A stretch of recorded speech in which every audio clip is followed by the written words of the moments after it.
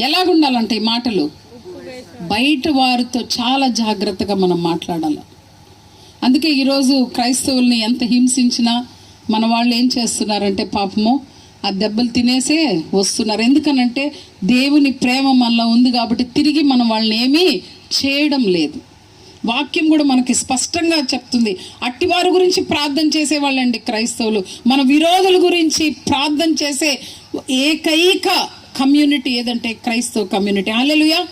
మన విరోధుల కొరకు ప్రార్థన చేస్తున్నాం మనం. దేవుడు అందుకని మనకు ఆ మాట చెప్తున్నాడు. ఈ వాక్యంలో ఏం రాయబడిందంటే, ప్రతి మనుషునికి ఎలాగ ప్రత్యుత్తరం ఇవ్వవలనో అది మీరు తెలుసుకొనుటకై మీ సంభాషణ ఉప్పు వేసినట్టు ఎల్లప్పుడూ రుచిగలదిగాను కృపా సహితముగాను ఉండనీయుడి. సంఘంలో ఉన్న మనము బయట వారితో ఎలాగ ఉన్నామనేది మనం తెలుసుకోవాలి.